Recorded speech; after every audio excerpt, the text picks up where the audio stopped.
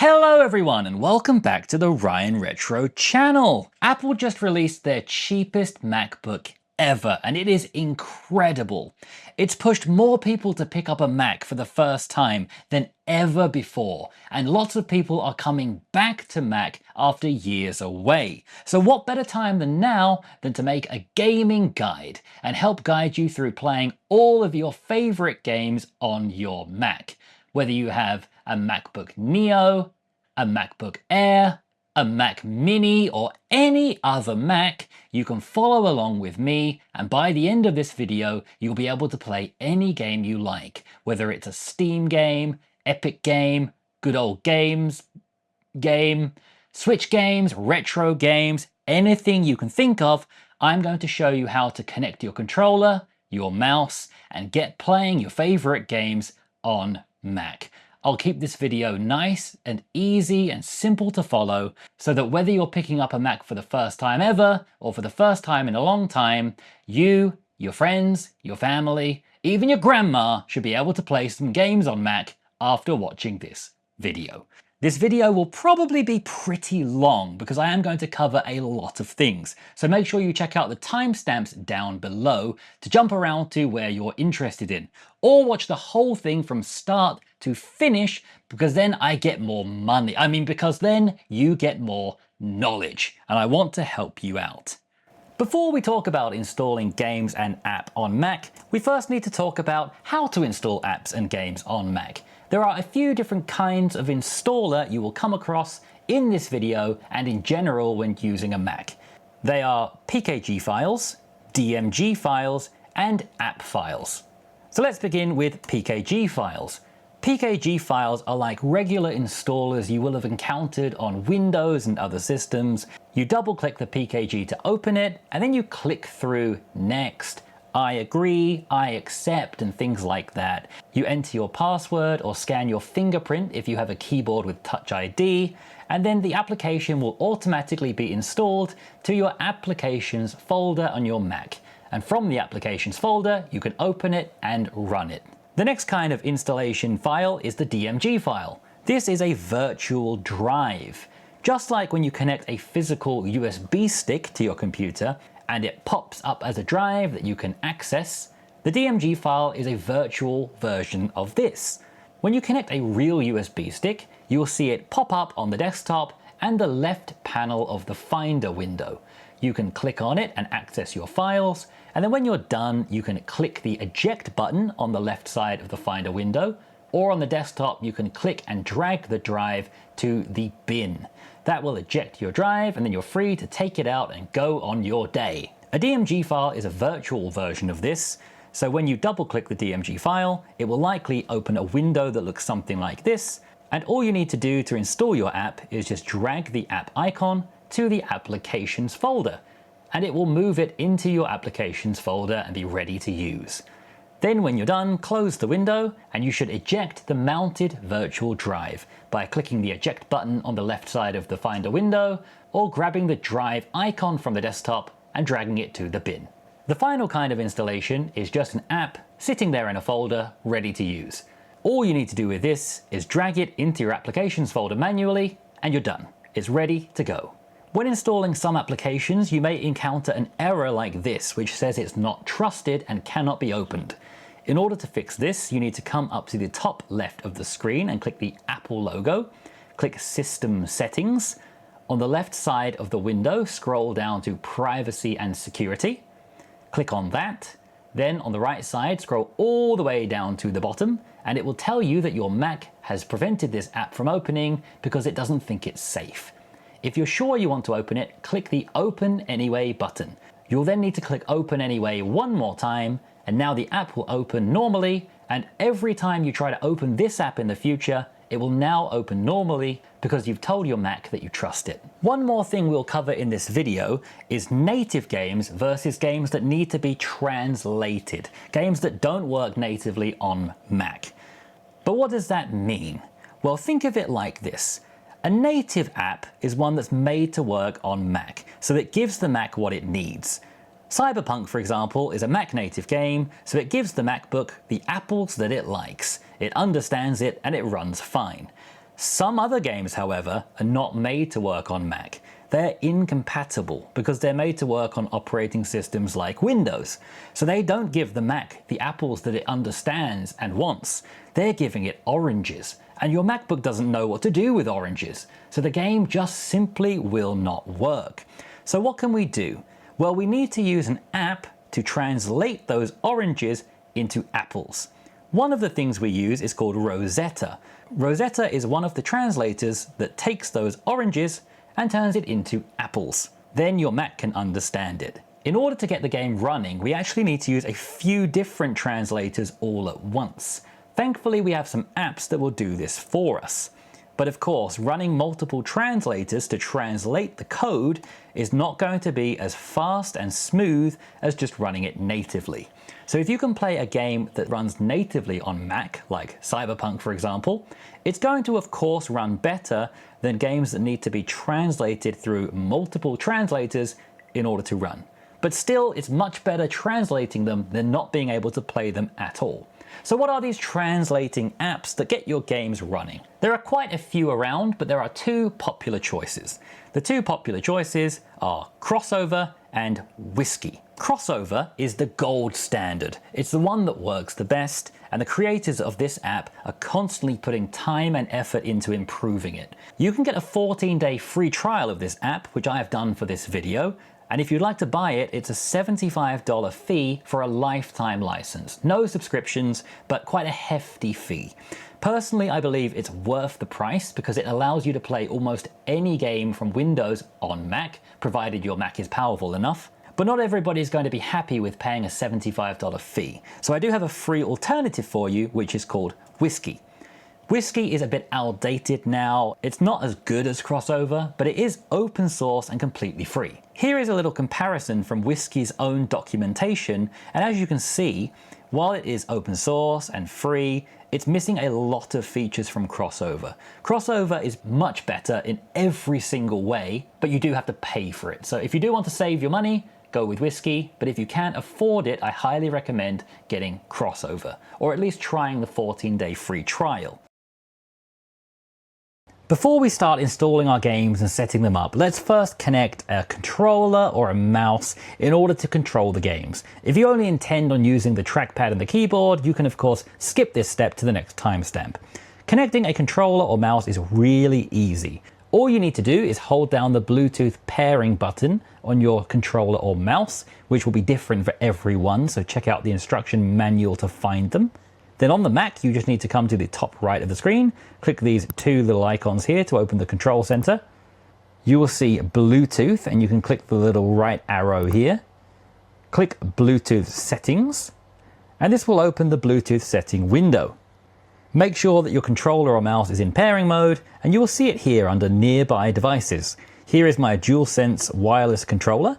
I'm going to click connect, and in just a few seconds, it will connect. You'll get a notification at the top right of the screen to tell you it's connected, and you'll now see it underneath My Devices, and it will say that it's connected.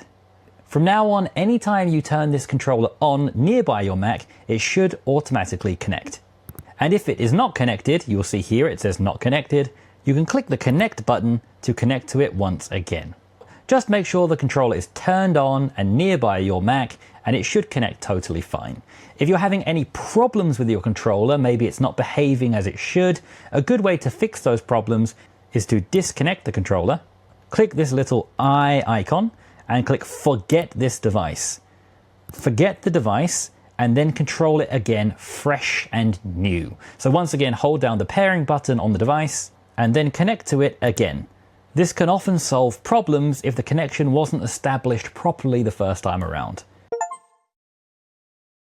We're going to begin by installing game launchers, ways of launching loads of your favorite games. And the most popular and famous one is of course Steam. So to download and install Steam, we're going to simply just search Google for the word Steam and click on the first link, store.steampowered.com. All of these links will also be in the description below. We then want to come up to where it says Install Steam here, the nice green button, and click on it. And it's going to give us a few options of how we want to install it. By default, it will show us the Mac installer, but there are also installers for Windows and other systems, which we'll touch on soon. As we're using a Mac, we're of course going to click this nice big blue button that says Install Steam and has the Apple logo. That will then download the steam.dmg file. We simply just need to click on that, and it will open the DMG installation interface. As explained earlier in the video, we just need to simply drag the Steam application to the applications folder. Now there should be a picture of a folder here. It seems to be glitching out, but don't worry, you will hear a familiar sound. Once the app has transferred to the application folder, we can simply then just close this window, open our Finder, come along to Applications on the left panel, and if we scroll down through the alphabet to the letter S, here we have Steam, and we can open this now. It will say that Steam is an app downloaded from the internet. Are you sure you want to open it? And we're going to say, yes, open. We can also now eject the Steam image file from the left panel of the Finder window over here by clicking the eject button. You will see the Steam logo down at the bottom of the screen in the dock. We can click it to open it up, and as you'll see, it's downloading a fresh new update for us. It will then install the update automatically, so you just need to sit and wait for a little while. You might get a lot of pop-ups on the screen saying that it's added background activities. We can just click the X button on these. This is just letting you know that Steam will run in the background when you're playing games, so you can do things like chat to your friends. You'll also get asked for some permissions, like allowing Steam Helper to find devices on the local networks. And we're going to want to allow all of these. Steam is a very trustworthy application. Now you need to sign into your Steam account, so go ahead and type in your account name and password. If you don't have a Steam account, down at the bottom right of the screen, you can click Create a Free Account and go and make an account on the Steam website.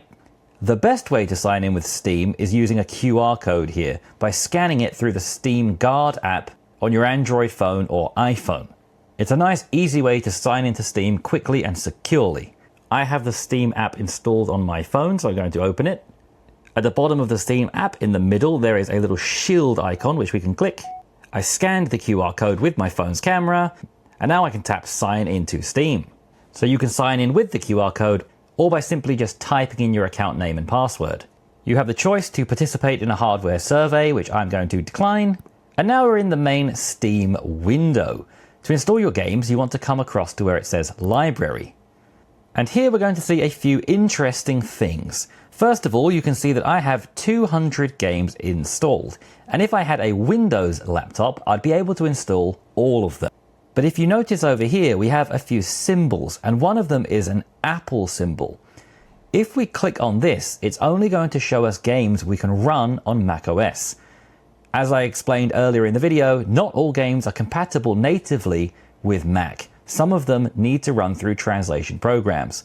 So now after clicking on the Mac Only button, you will see that I only have 61 available games out of 200. 139 games are not available to run natively on Mac.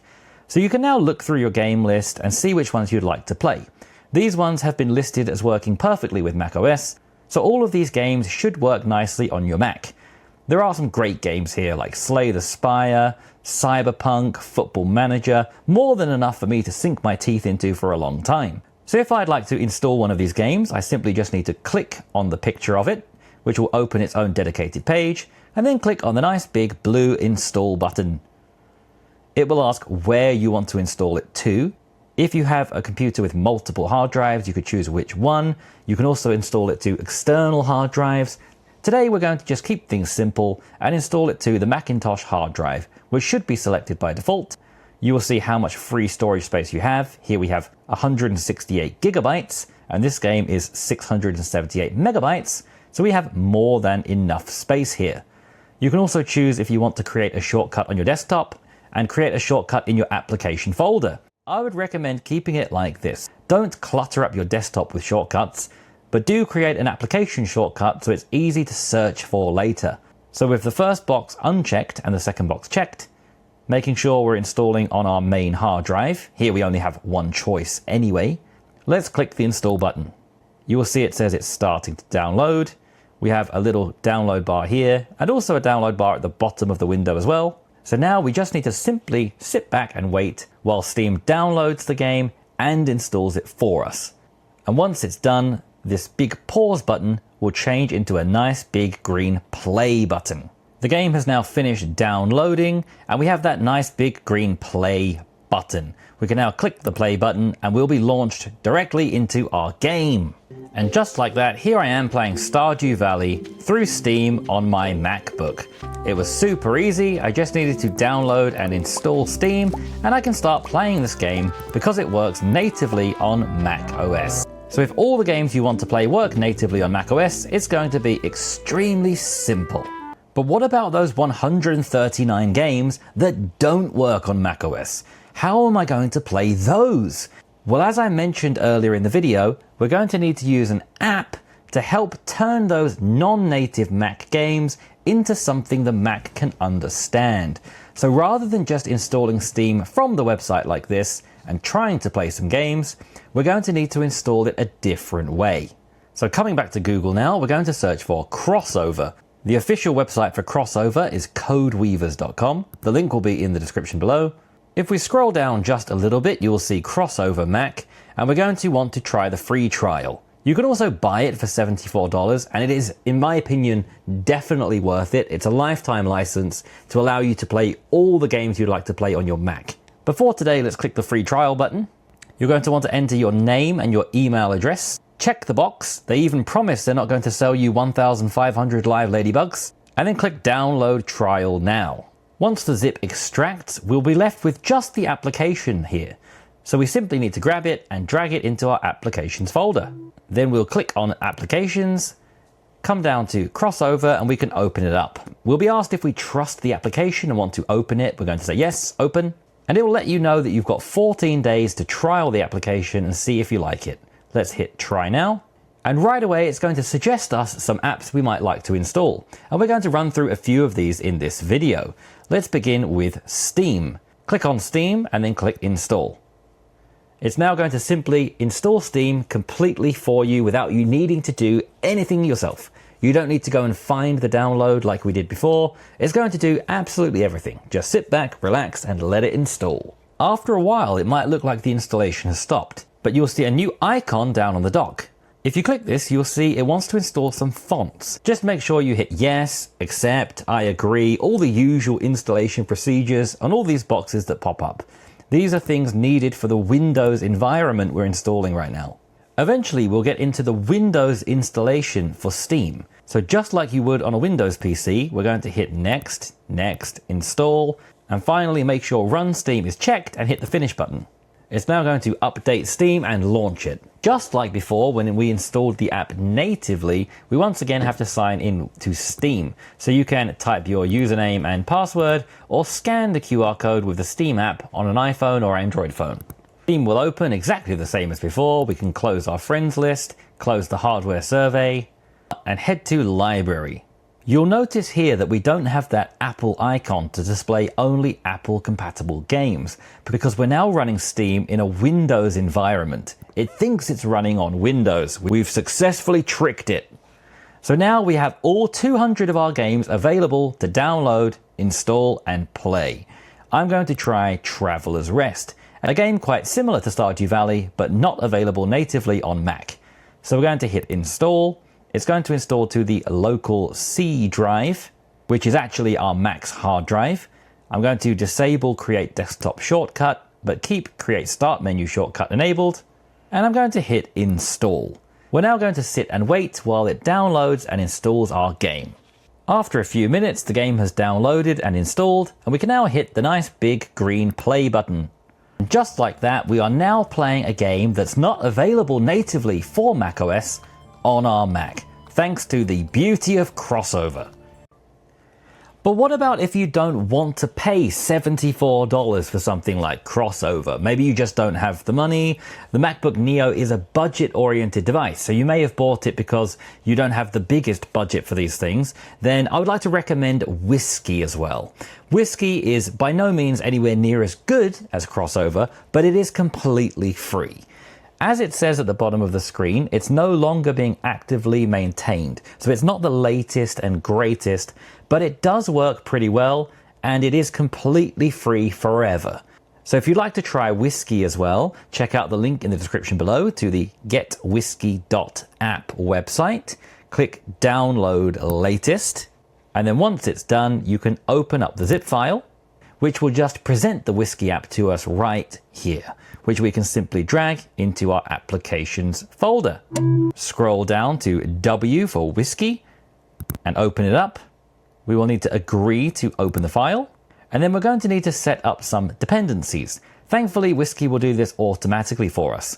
Rosetta is already installed for me, but Whisky Wine is not installed. Whisky Wine is what it's going to use to create a Windows environment. So let's simply hit next, and it's going to start downloading Whisky Wine for us. We also get a notification at the top right of the screen that Whisky will need to use some things on our Mac to work properly. Let's just click the X button to hide the notification. And Whisky has already finished installing Whisky Wine and getting ready to work. So now how do we play some games? Well, first of all, we need to create a bottle. A bottle is a little Windows container that's going to hold your Windows program. So let's hit that Create Bottle button, and we're going to give it a name. Now I want to install Steam, so I'm going to call this bottle Steam.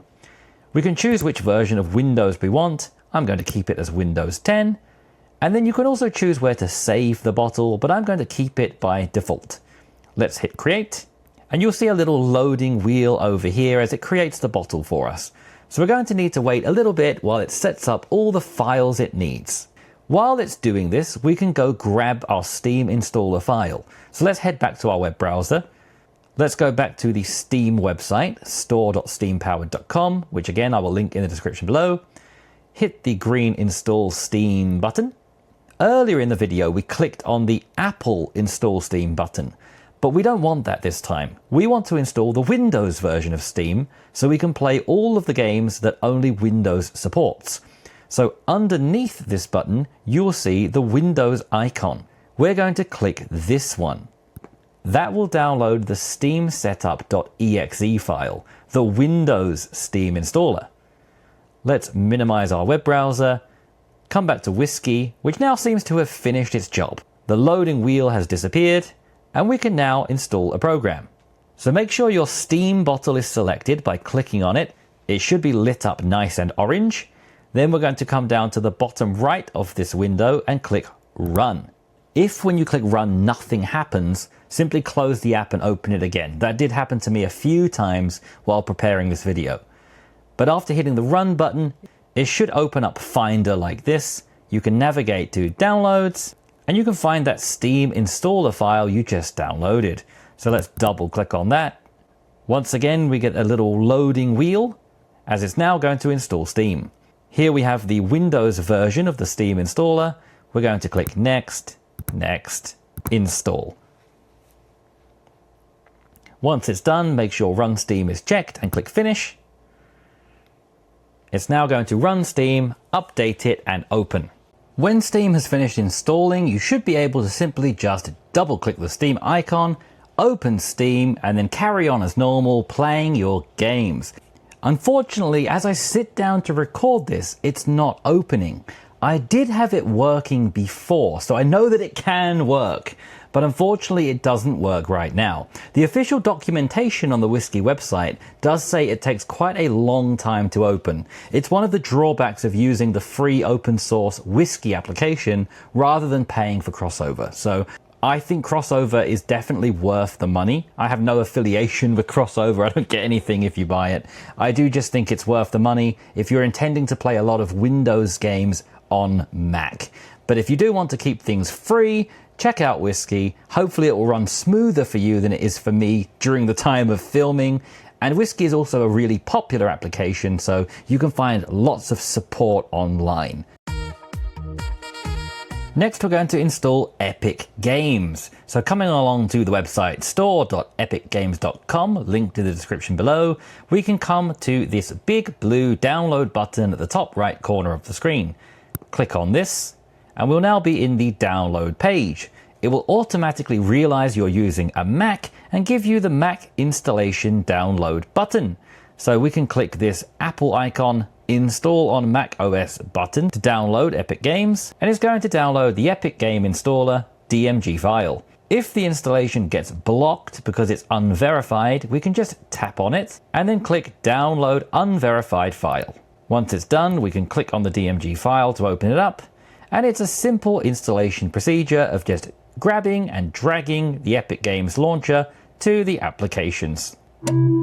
You will hear the sound telling you that it's done. We can close this, open the Finder window. On the left side of the window, we can hit the eject button on that Epic Game Launcher DMG file. And then in the applications folder, we can scroll down to Epic Games Launcher. It will ask you if you're sure you want to open it, and we'll say yes, open. It will download the latest update for us automatically, and you'll then be taken into the main Epic Games Launcher. In the Epic Games Launcher, we're going to come to the left side of the screen and click Library. Here you're going to see all of your Epic Games games, but unfortunately many of them are going to say OS unsupported, which means that they don't work natively on Mac.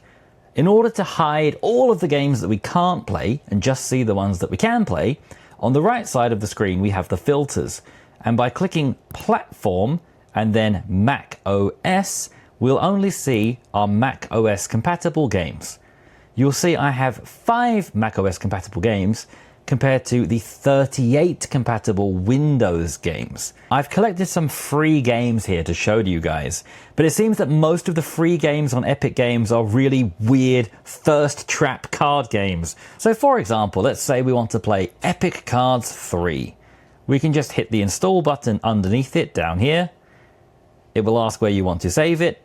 Check out the size of the installed game to make sure you have enough space, and you can hit the install button. You will see here the installation progress, and the box art for the game will start to fill with color to show how far along the installation is. I really like this feature. Once the download has completed and the box art is beautifully filled with color, we now have a launch button here we can click to simply open our new game. And just like that, we're now playing an extremely confusing game filled with half-naked women. If you'd like to get access to all of your games in Epic Games, and not only the ones available for only macOS natively, then you're going to want to install them through an app that allows you to play Windows games, like Crossover or Whisky. So please see the timestamps on screen to go through my installation procedure for those. I use Steam as an example, but you can follow the exact same procedure to install the Epic Games Launcher. And that should unlock all of these games to be installed and hopefully played well on your Mac device. Next, we're going to try Good Old Games. I absolutely love Good Old Games. Being Ryan Retro, a huge fan of retro games, I absolutely love this website, and you get so many great deals as well. To download and install your Good Old Games games on Mac, you're going to want to come up to the top right of the screen and click GOG Galaxy. That is Good Old Games Game Launcher. Click the Download GOG Galaxy 2.0 button here, which will download the PKG file. We can open up that PKG file and run through the installation procedure, hitting Continue, Agree, Install, and entering our device password to install GOG Galaxy. We will get some notifications about the app running in the background. We can just clear those. When the installation is finished, you can click Close.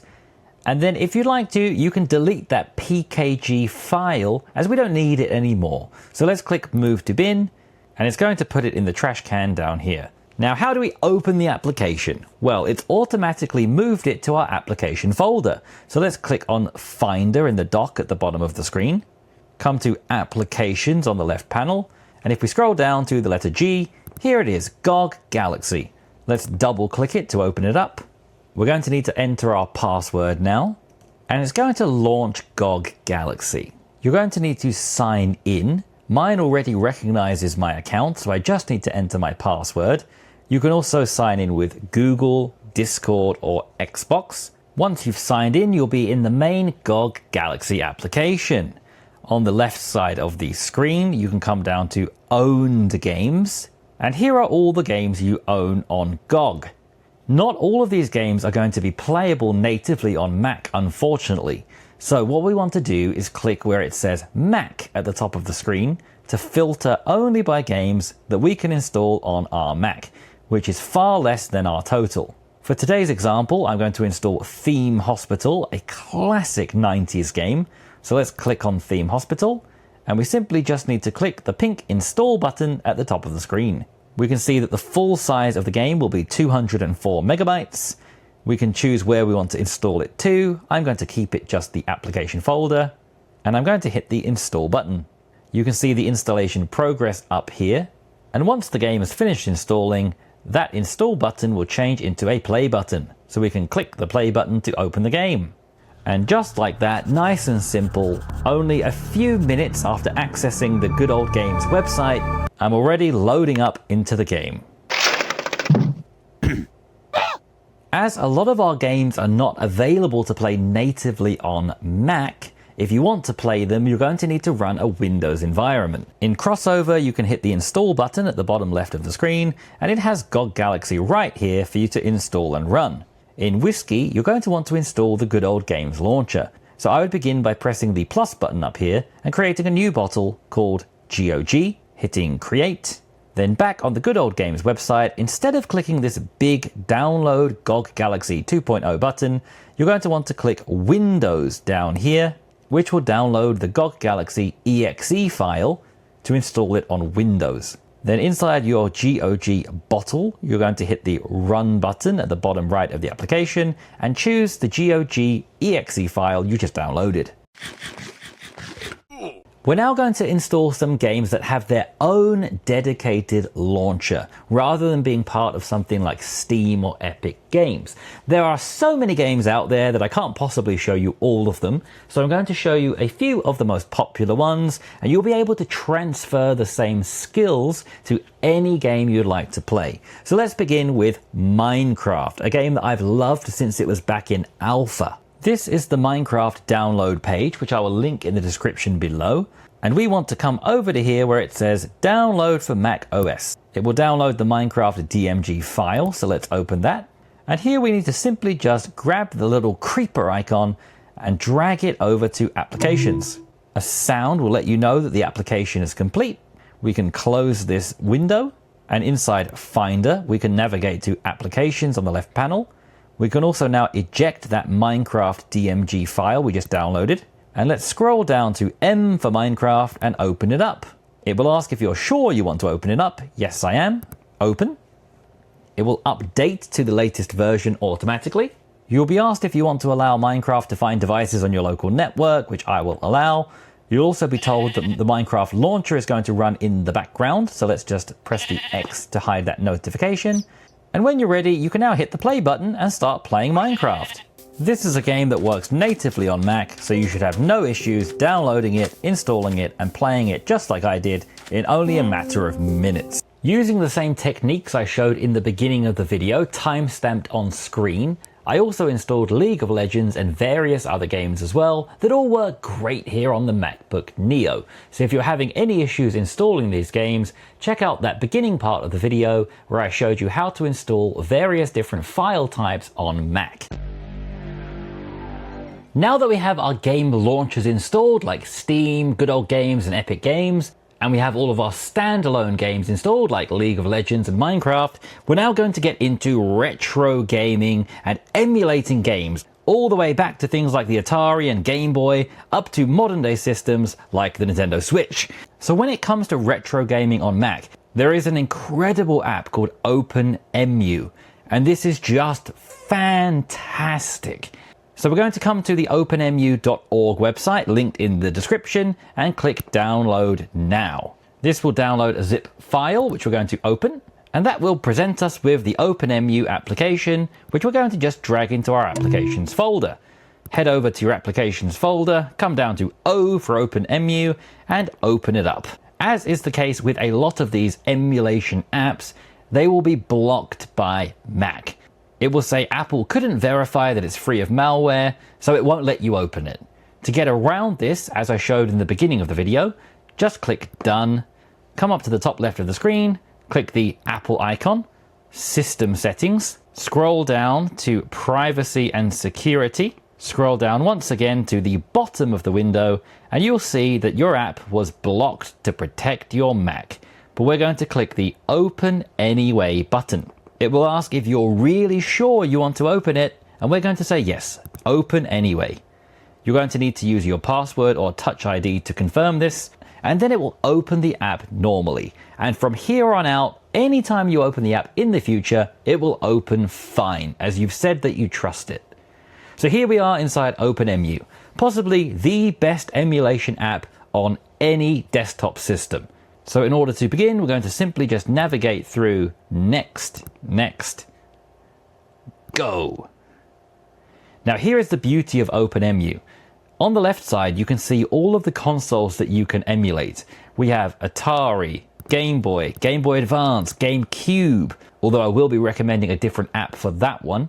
N64, DS, PSP, Mega Drive. There are so many systems you can emulate, and all you need to do to get started is simply grab all of your games and drag them into this window. You don't need to worry what system they're for, just drag all of them onto this window, and OpenEmu is going to do everything for you. So here on my Mac, I made a folder called ROMs, which has all of my retro games in it.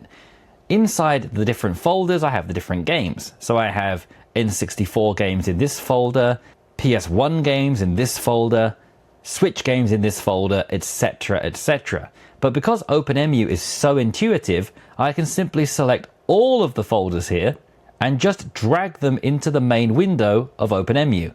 It's going to scan all of the games and assign them to the correct systems for me. So you can see it now populating the library. It will create box art for you. Sometimes it's not perfect with this, and you may need to rename your game to make sure they have the correct names, but it does a pretty good job. So here on the left panel, I've selected Sega Mega Drive, and it's showing all of my Sega Mega Drive games. If I navigate to a different system, for example, Game Boy, here are my Game Boy games. Before we jump into our games, we should make sure our controller is set up properly. So make sure you connected your controller as I guided you through earlier in the video. Come up to the top of the screen, OpenEmu, Settings, and then come along to Controls. Here you have controls for all of the different systems with really nice pictures of each system on the left side. It's such a beautiful application. By default, all of the systems are mapped to your keyboard controls. So if you'd like to play the game with your keyboard, you absolutely can do that. But if you'd like to use a dedicated controller, come down to where it says Input and change it from keyboard to your controller, which should be listed here. By default, everything should just work automatically now, but you can test it by pressing the top button, which should be D-pad up. And if you actually press D-pad up on your controller, it should automatically skip down to the next option. So it now says Start, so I'm going to press the Start button on my PlayStation controller. If your controller is not showing up here, make sure your controller is connected via Bluetooth, as shown earlier in the video, or by a wired connection. And one little word of advice, sometimes the controls do mess up with this application and don't get registered anymore.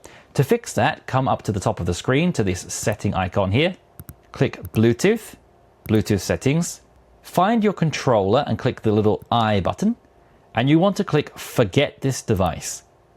Forget device. Now go through the setup process again. Hold the pairing button on your controller, find it on the nearby devices list and click Connect. Now you have a nice fresh Bluetooth connection, and now you should find it works perfectly. So once your controller is set up, you're ready to start playing games. You can browse through the game list individually by clicking on the system, or if you scroll to the bottom of the list, you can just click all games and see everything all at once. So let's say I want to play the Game Boy game Tennis. I'm going to simply double click the game, and just like that, I'm playing one of my favorite Game Boy games from my childhood right on my Mac. OpenEmu is an absolutely fantastic free app to play all of these games from childhood, anything up to PlayStation 1. If you'd like to play games above PlayStation 1, then I'll recommend some individual emulators for those, which we're going to run through installing now. For playing PlayStation 2 games on Mac, I would recommend PCSX2, which is an open source PlayStation 2 emulator, supporting 2,679 games. So let's download the latest stable version of the emulator by clicking the blue button. And we of course want to download the Mac OS version. So click here where it says download. That will download a zip file. So let's open that to unzip it. And here we have the PCSX2 application, which we simply need to just drag to our applications folder. In the application folder, come down to P for PCSX2 and open it. We'll say yes, we want to open it. When it opens, let's click next. And now we need to add a PS2 BIOS file, which you can find very easily. When you've found your BIOS files, we're going to click Open BIOS Folder, and we're going to paste them in here. I have these 3 BIOS files here, which I'll right-click and copy, and paste them to this BIOS folder. We can now close this window, hit Refresh List, and now we have our BIOS. We need to click on it, and then click Next. And now we need to tell the app where our PlayStation 2 games are. So we're going to click this Add button. I'll navigate to my PS2 folder here, and then I will click Open. It asks if we would like to scan that folder for games. I will say yes. Here we can see the game folder. Let's click Next. And now it will ask what controller you're going to use. Now you'll see these are PlayStation 2 compatible controllers. Are you using the DualShock 2 controller, which is the original one, or something like a guitar controller, or some other ones that I've actually never heard of? We're going to choose DualShock 2, and we're going to choose automatic mapping. Here you can choose your connected controller. So make sure you already connected your Bluetooth controller. In my case, it's my DualSense wireless controller, my PS5 controller. So I'll choose that from the list. And then let's click Next. And setup is complete. We added the BIOS, we added the games, and we connected our controller. So let's click Finish. And now we have everything set up and ready to go. Here is the list of the games I had in my game folder. And if I'd like to play one, for example, Auto Modelista, I can just double click on it. And it's going to launch into our PlayStation 2 game. And just like that, we're now playing PlayStation 2 on our Mac. Next, we're going to play PlayStation Portable games, PSP. And this is one of the best emulators around on any system. It just works so well. This is PPSSPP. So head to the website ppsspp.org, linked in the description below, and click the download button. This application is also available in the App Store on Android and iOS. For Mac, we can scroll down and download the PPSSPP DMG file. Once it's downloaded, we can open it up. And as usual with DMG files, we just grab the application icon and drag it to the application folder. You'll hear a sound once it's completed transferring, and then we can close this window, come to our application folder. On the left side of Finder, we can eject that DMG now. Scroll down to P for PPSSPP, and let's open up the application. We'll be asked if we really trust it and want to open it. We're going to say yes. We're going to come into the settings. I found that we can increase the resolution all the way up to 8 times 4K, which is more than necessary. I just wanted my Yu-Gi-Oh game to look really sharp. But you can play around with the settings here. Come to Controls, Control Mapping, and Auto Configure. Choose your controller from the drop-down list, and it will automatically set up all of the controls for you for your controller. Go back and back again.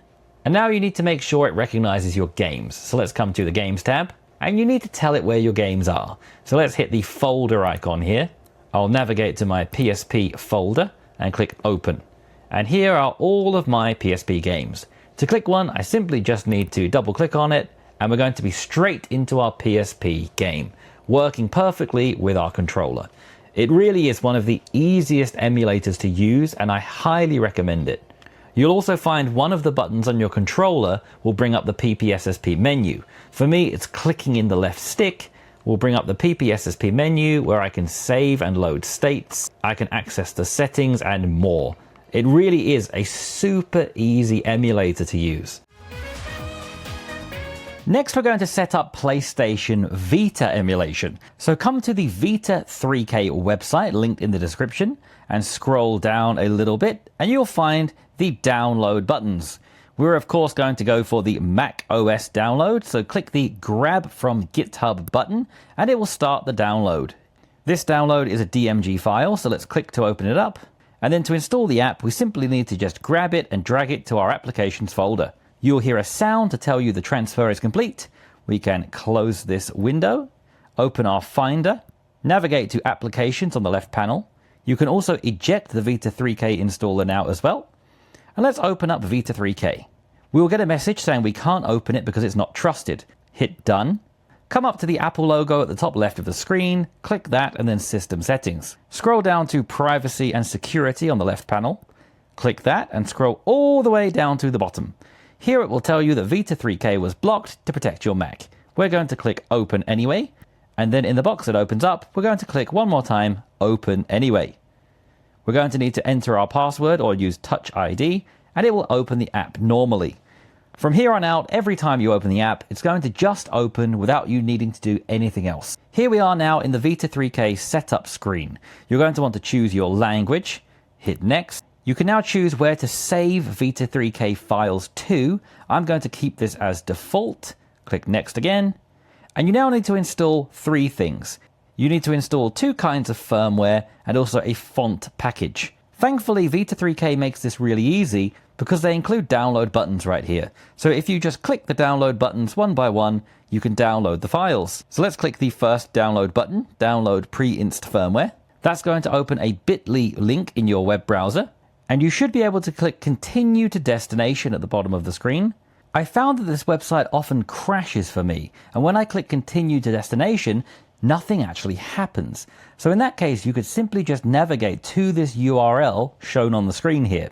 The problem is it doesn't let you select the text. So what I have done to get around this is just simply taken a screenshot of this part using Command Shift and 4 on my Mac, coming over to an AI like Gemini or ChatGPT and just saying to the AI, write this out as a URL for me. This is the really lazy way to just get this written out in a way that you can copy and open in your web browser. So then by opening the URL, we're taken to an unsafe page.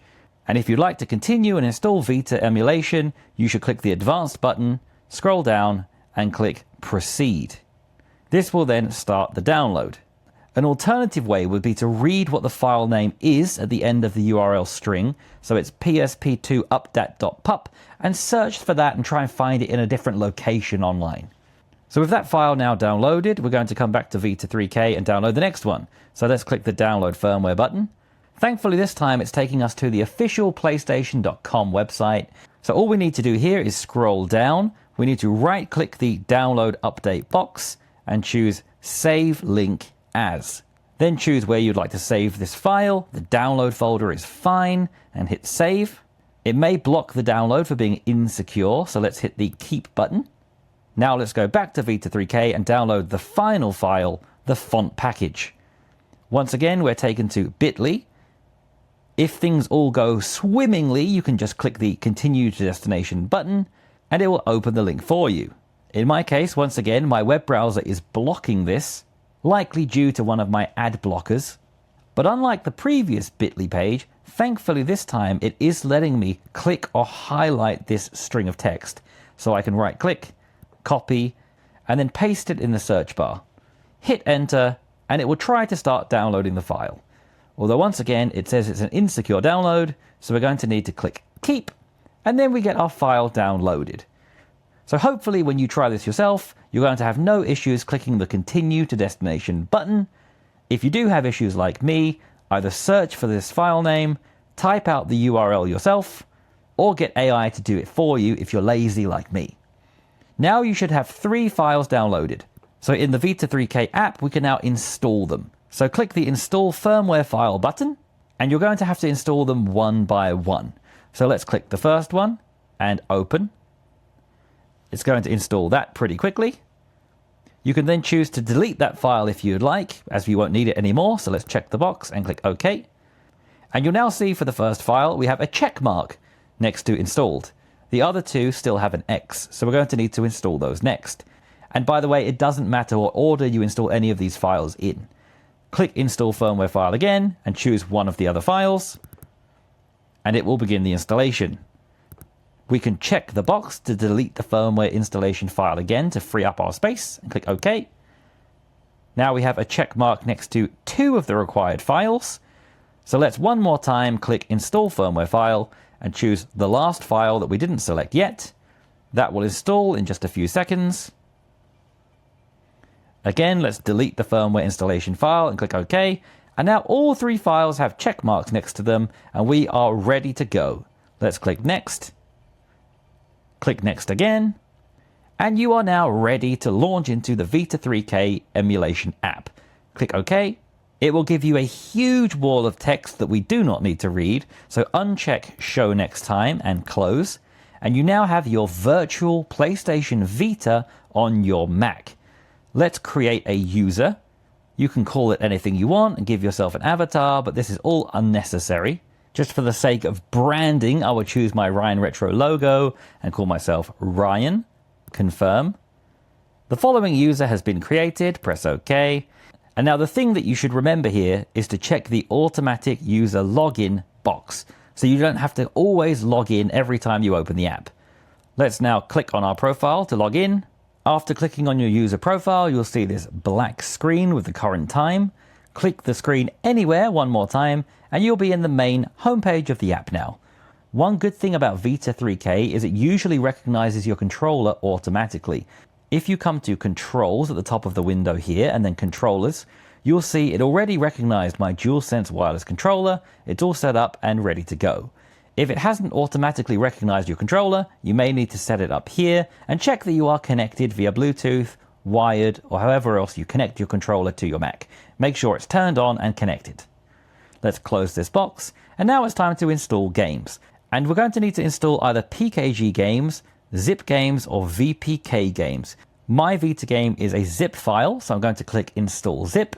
And we can either select File to select just one game, or select Directory if you want to select the whole folder with all of your PlayStation Vita games in. So that's what I would suggest doing. I will click Select Directory, open my PS Vita folder here, and click Open. It will then install all of your PlayStation Vita games for you. If everything goes well, it will say Installation Complete, one archive found with compatible content, one archive content successfully installed. You can then delete the zip file if you would like. I personally hang on to it in case I want to install it on a different computer or a gaming handheld, for example. Let's click OK. And here we have a game, Wipeout 2048. Now I have to say, PlayStation Vita emulation is still very immature and new and doesn't work particularly well. So I couldn't actually get this game working, but this is how other games will work. And if you head back to the Vita 3K website, they actually have a compatibility list up here. You can click Compatibility List, and you can search through various games, and it will tell you which versions should be playable on Vita 3K. Whether they will necessarily work with the Mac version, the Android version, the Windows version, etc. is another story. But if you at least find games that say they're playable, you'll be in with a good chance of finding a few nice playable titles. Games that are playable will show as green, and as you can see here, we have the green circle next to Wipeout 2048, and this game is playable on numerous Android handhelds. It wasn't unfortunately playable when I tested it for this video, but other games will be. So if you follow this guide and try your games out, I'm sure you'll find a few playable titles in your collection. We're now going to set up PlayStation 3 emulation on Mac. Come along to the RPCS3 website, linked in the description below, and click on Download at the top of the screen. There are downloads for various operating systems. We of course want the Mac OS installer, which is experimental. And as our Mac has a mobile chip, we're going to choose the ARM download. Download for ARM64. So click that button. It will download a zip file that we can just click on to extract. And inside that folder will be the RPCS3 app.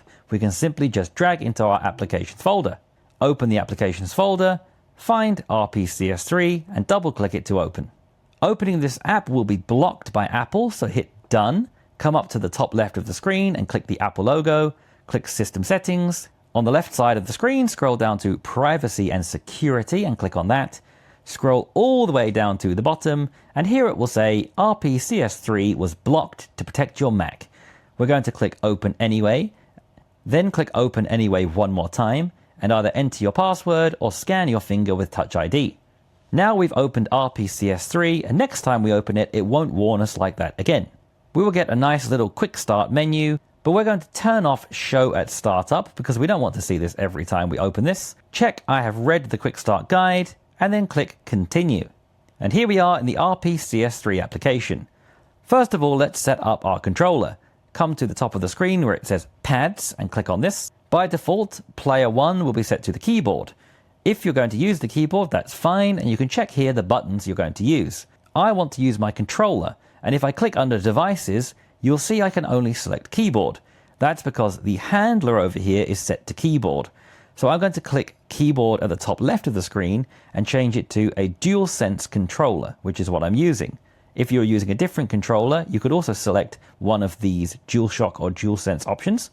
And now that I've told the app I'm using a DualSense controller, under devices, it has automatically selected my DualSense pad number 1. And now we should be good to go. So let's click save at the bottom of the screen. You can also look at the log at the bottom of the screen here, and it will tell you DualSense controllers found 1. So it has found our controller, which is good news. Before we can play any games, we're going to need to install the PlayStation 3 firmware. To do that, come to File at the top of the screen, and then click Install Firmware. As you can see, we're looking for the PS3 update file, which is called ps3updat.pup. You can simply search this online and grab it from the official Sony website. As we're only looking for that one specific file, it's going to be illuminated here in the file browser. So let's click on that and open. Let's click OK. And it will then open a window like this and start compiling modules. I always sit and let this complete for a few minutes. Sometimes it actually crashes and doesn't complete fully, and I'm not 100% certain we actually even need to do this, but I think there's no harm in just waiting a few minutes, going and getting a cup of tea or a coffee, and letting this set things up for you.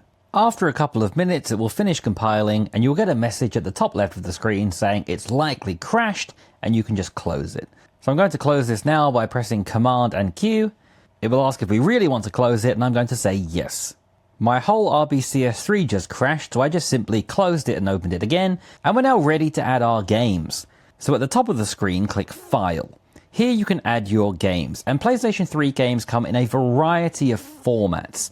There are ISO games, there are folder games, package games. My games are .pkg files with .rap files, which are the licenses that go with the games.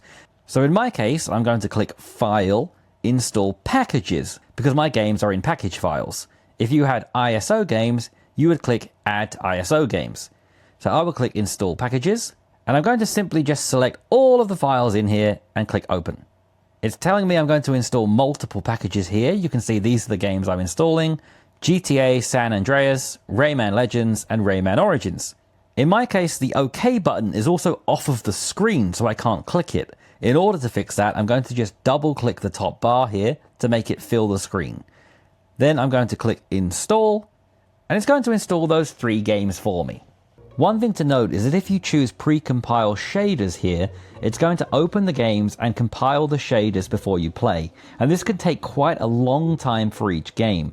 Possibly a few minutes, possibly even quite a bit longer than that for a big game. But it should make the game run a lot more smoothly once everything's finished installing. So I do recommend doing this. Just be prepared to wait for a little while before you can launch your game the first time. And now you should be ready to play your PlayStation 3 games. This slider across the top of the screen can be used to make the pictures bigger or smaller. You can change to a grid view if you'd like to just see the logos. And you should be ready to jump into your games and control them with your controller. Next, we're going to install the Dolphin emulator for GameCube and Wii games. This is one of the best emulators around. It's been around for a long time and is very well developed. So we're going to click this big blue download button here in the middle of the screen, or if you follow the link in the description below, you'll already be taken to this download page. The releases are listed by newest first, and because we're on Mac, it's going to put our Mac installer nice and big in this lovely blue button. So let's click here, Mac OS, and it will start downloading the DMG file. Dolphin has been around for many years, and as you can see, it's still being updated very regularly. So let's open that DMG file. Grab the Dolphin app and drag it over to Applications. You'll hear a sound once the transfer is complete. Then we can close this file. We can then navigate to our Applications folder, eject the Dolphin image from the side panel, and let's open Dolphin. It will ask if we're sure we want to open an app from the internet, and we're going to say yes, open. Do you authorize Dolphin to report information? I'm going to say no. And now we need to set it up, which is a very simple procedure. First of all, let's set up our controller by clicking Controllers. Today I'm going to focus on GameCube emulation. If you'd like to try Wii emulation, there are also some fantastic guides out there, and I can also help you out too. If you'd like some help in the comments, let me know. So here at the top of the screen it says GameCube controllers, port 1, standard controller. We could change this to a different kind of GameCube controller, such as a dance mat or Donkey Kong bongos, but for most things, we're going to keep it as a standard controller. And for me personally, I'm only ever going to use standard controller. To set up our actual physical controller we're using, we're going to click Configure. Then over at the top left, by default, it's using our keyboard and mouse. So here you can see what buttons will do what on the GameCube. I'm going to click where it says keyboard and mouse and change it to my DualSense wireless controller. So select your controller here from the list, and it's going to automatically set it up for you. We can then just simply close this box as well, and we should be good to go. All we need to do is just add our games. As it says in the middle of the screen, double click here to set a game directory. So let's just double click in the middle of the screen, navigate to our GameCube folder and click Open. It's then going to immediately list all of our GameCube games, and we can just jump into them right away. Dolphin is usually pretty good about automatically setting up controller inputs for you, but if it's not working for whatever reason, you can go through and set it up manually. So here are the GameCube buttons A, B, X, Y, Z, and Start. You can click the button next to it here and then choose the one on your controller that you want to be that button. Again, for the D-pad, let's choose up, down, left, and right. We have the control stick and the C stick, which just means the left and right stick. So I will click all of these one by one and then move my stick in the direction it says. We also have the shoulder buttons and triggers. And now that I've manually put all of the information in, you can check if this is working by moving the sticks on your controller, and you'll see them moving here. If you'd like to save this for later, at the top right, you can put a name for this up in this text box and click Save. Now that the controller is set up, you simply just need to double click on a game to open it and play it. It's so simple. So here I am in Ace Golf and everything's working great. And with GameCube emulation working really well, you may want to increase the quality a little bit. To do that, come to the top of the screen and click Options, Graphic Settings. At the top of this screen, go to Enhancements, and you can choose the resolution. By default, it's 640 by 528, which is what the GameCube was, but we could choose 2 times or 3 times native for 720 or 1080p. Let's try 2 times for 720p and close, and now the quality has improved. Some games might handle this better than others, but play around with it and see what works best for you and your particular Mac that you're using. And just like that, we're now playing GameCube on our Mac. Next up, we're going to try Wii U emulation. Come to the GitHub page here for the CMU project, linked in the description below, and scroll down, and we're going to want to install the macOS image, which is a DMG file. Just click on the link at the top here, and that will start the download. Open the DMG file and simply grab the icon and drag it to your applications. There will be a sound once the transfer is complete. We can close this window, open Finder and navigate to Applications, eject the CMU DMG image from the left panel, and open CMU. Your Mac's going to stop CMU from opening because it doesn't trust it. Let's click Done. Come to the top left of the screen and click the Apple logo and then System Settings. On the left panel, scroll down to Privacy and Security, scroll all the way down, and it will say CMU was blocked to protect your Mac. Click Open Anyway. Once again, click Open Anyway, and we're going to now need to enter the password or scan your finger with Touch ID, and it will open the app normally. Next time, you won't need to do that anymore. Getting started with CMU is simple. You just need to tell CMU where your games are by clicking this Browse button here. Navigate to your Wii U game folder and click Open. And then I would strongly suggest downloading and configuring graphic packs by clicking this button. Here is a list of graphic packs you can download which let you do things like increase or decrease resolution and play around with other things in your games that can be quite useful. Click the Download Latest Community Graphic Packs button. Let's close this window. Once that's done, click Next. We're now going to set up our controller by clicking Configure Input. Where it says Emulated Controller, we're going to click the drop-down arrow and choose what kind of controller we'd like to use. I'm going to choose Wii U Gamepad, And underneath, we're going to choose our controller, whether you want to use your keyboard or an actual controller. Like in my case, I'm using a PlayStation 5 controller. So I'm going to change this from keyboard to SDL controller. And now we can choose from this list from our connected controllers. So I've connected a DualSense wireless controller. I'm going to choose that and click add.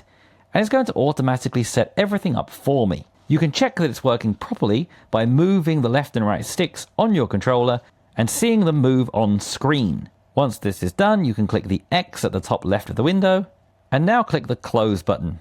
It will let you know that this is still a development build of Cemu. It's not a super polished, finished article. So click I understand, and we should temper our expectations a bit. Wii U emulation is not very good yet on Mac, but it's great that we can at least try it. So here are my 2 games I have. Let's have a look at Captain Toad Treasure Tracker by simply double-clicking on it, and it will launch the game. And just like that, we have Wii U emulation on Mac. Next, we're going to set up Nintendo Switch emulation, definitely one of the most popular ones.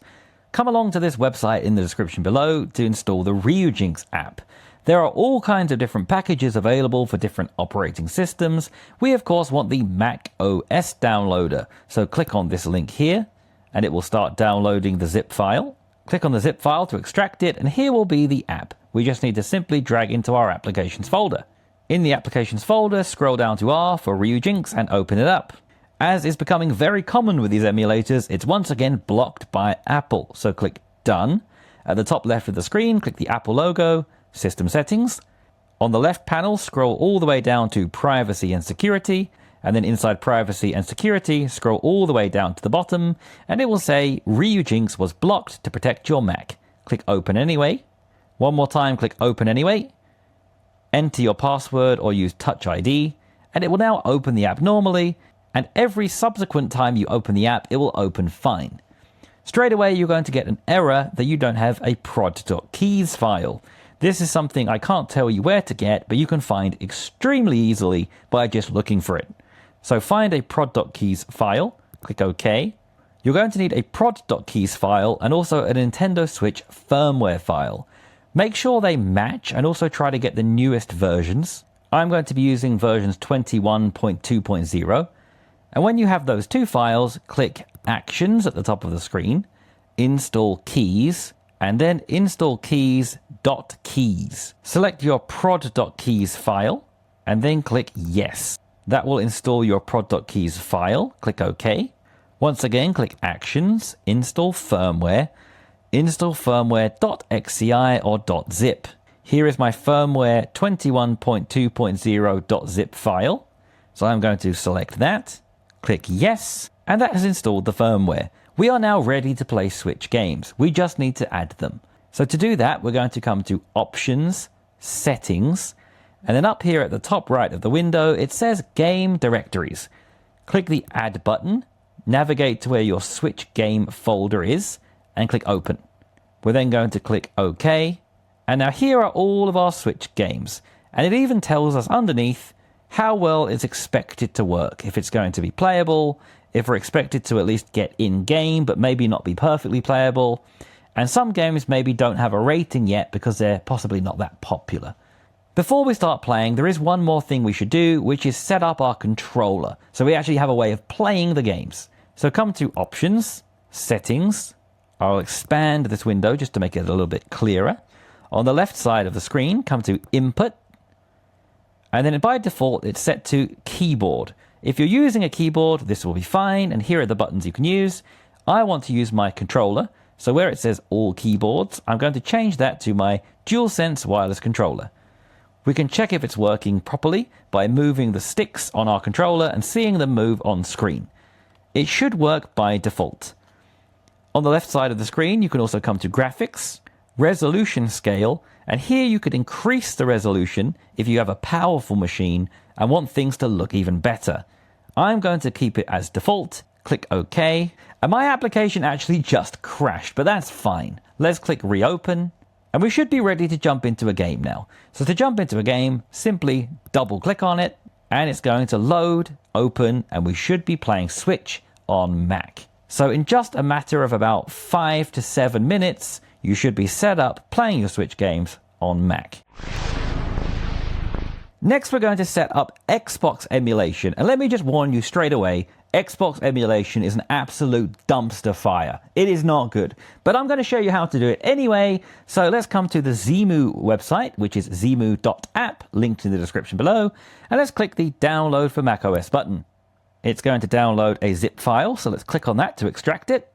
Let's open up the extracted folder and simply just grab the icon and drag it to our Applications folder.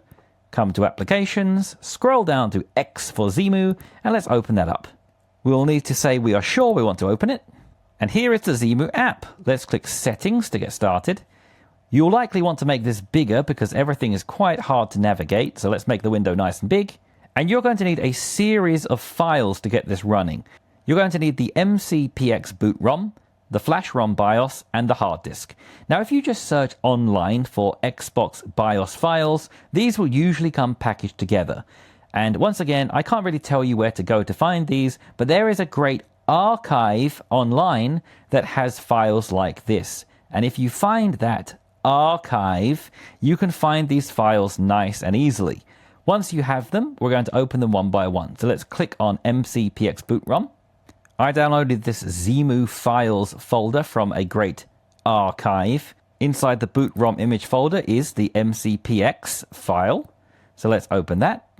Next, we're going to install the flash ROM BIOS. So I'll open my BIOS folder. There are two files here, and I don't think it actually matters which one you use. And lastly, we have the hard disk. So let's choose our pre-built Xbox HDD image and open that. It's called Xbox HDD X.QCOW2. When you have the three files selected, as the red text tells you, application restart is required to apply settings. So let's now quit the app and open it again. Now you can see we have a really cool Xbox animation like we had back on our Xboxes in the early 2000s. And it will tell you to please insert an Xbox disc. So first of all, let's get our controller set up and then we'll get our games installed. So we're going to come up to the top left where it says Machine and then Settings. On the left side of the screen, come to Input, and by default, it has already detected my DualSense controller, which I can test by moving the sticks around and seeing them move on screen. And in a very blasphemous way, I'm using a PlayStation controller as an Xbox controller. If your controller is not automatically selected from the list here, click the drop-down box and choose what you'd like to use as your controller. Once that's done, we can press the X button. At the top left of the screen, once again click Machine, and then Load Disk. Navigate to your Xbox folder and choose the game you want to play and click Open. If you're having any issues, try clicking Machine and then Reset, and that should launch you into your game. I could only get one game to work, and it worked pretty horribly. Xbox emulation really does not work very well, but if you'd like to try it, follow this guide and you'll be up and running just like this in a matter of minutes. So you should now be set up installing games from Steam, Epic Games, Good Old Games, emulated games from all the way back to the Atari days up to the Nintendo Switch. You should have tons of games to play. But there are some other things that you shouldn't neglect as well. One of those is Apple Arcade. Whenever you buy a new iPhone, iPad, Apple TV, a new Mac, if you bought the new MacBook Neo, for example, you get 3 months of Apple Arcade for free. And there's loads of great games included, like Balatro. So I definitely recommend giving Apple Arcade a go. It costs around $7 a month, but you get 3 months free to try it out. To install games from Apple Arcade, all you need to do is open the App Store that's already on your Mac. And on the left side of the screen, come to where it says Arcade. Here's Apple Arcade, and all of the games here will be included with your subscription. Whether you want to play NBA 2K26, Power Wash Simulator, Angry Birds, there's so many great games here. I'm really enjoying Balatro Plus as a Balatro enjoyer, so you simply need to just press the Get button, and it will just start downloading and installing straight away. There's nothing more Mac native than Mac's own gaming arcade. Once it's finished downloading, press play, and you'll be taken straight into your game. It will also recognize your controller right away as well, without needing to set up anything. You can straight away jump into a game. Here I'm playing Balatro in just a matter of seconds. Apple Arcade is something to at least give a go while you get the free trial. These games will also automatically show up in your applications folder, which means you can find them here with your other games. And just like all of the games in today's video, you can press Command and Space and search for them in Spotlight as well. For example, searching for Balatro will bring it up right here. Other gaming services you can consider as well are game streaming services, like Xbox Cloud Gaming, for example. Here is the Xbox website. One of the only downsides for this one is they don't seem to like PlayStation controllers. So here it actually doesn't recognize my controller, and I had to connect a different controller to play Xbox Cloud Gaming. If you are going to play Xbox Cloud Gaming, I strongly recommend checking out Better xCloud, which I'll link in the description below. You're going to want to install this by simply just following the buttons on screen. If you're using Chrome, click the Install on Chrome button, and click these install buttons one by one. And then once you go to the website the next time, you'll have enhanced features. It really enhances the experience by letting you customize things to get the best possible connection. Xbox Game Pass can be a bit pricey, but you do get hundreds of games included with your subscription. So you're not just paying in order to use the cloud streaming service, you do get loads of games you can use as well. So Xbox Game Pass is one that I do use sometimes on and off. I'm subscribed right now, so I'll show you some gameplay of FC25, and it's certainly quite a good option. But for me personally, my favorite streaming service is GeForce Now, because I find the connection to be rock solid. I usually play shooting games like Battlefield, and I don't notice any discernible latency. Again, this is quite pricey, especially if you go for the ultimate option like I am. And with GeForce Now, unlike Xbox Game Pass, you don't get any games for free. You have to buy all of the games yourself, you're just simply streaming them here. But what you do get is perfect performance, fantastic visuals, and because you're just streaming a game, it's like you're watching a video rather than actually playing it on the system itself. So the laptop stays cool and the battery life is great. So while you may be able to play some of these games at low settings on your MacBook natively, with a streaming service like GeForce Now, you're able to crank up the settings to maximum, get a super smooth 60 frames per second frame rate or even higher if you have an external monitor, all without stressing your system at all. You just of course need to pay a monthly fee. So that is something to consider and try. I do like GeForce Now personally. And I would recommend you at least look into these things and see if maybe they're for you. Because using things like GeForce Now and xCloud open up loads more games that otherwise wouldn't have been playable.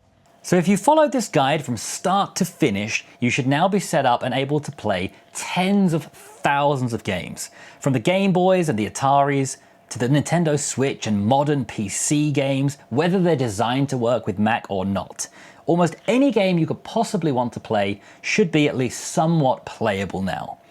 Now this is not a review of the MacBook Neo, although this whole video was shot and even edited on the MacBook Neo. I am considering making a full review of this, so let me know if that's something you'd like to see.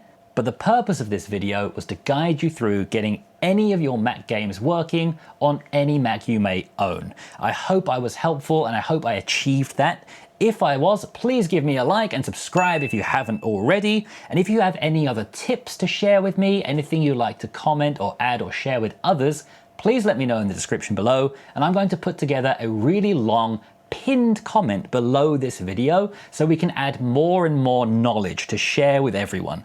I hope this becomes a place where we can really share this information and help get each other playing the games we want to play to the best of their abilities. Thank you so much for watching this video, and I'm sure it won't be long before we're saying hello again. And also, if you want to buy a MacBook Neo, I put an affiliate link in the description below, but it's ridiculously expensive, so yeah, I'm sure nobody will click that, but if you do, thanks!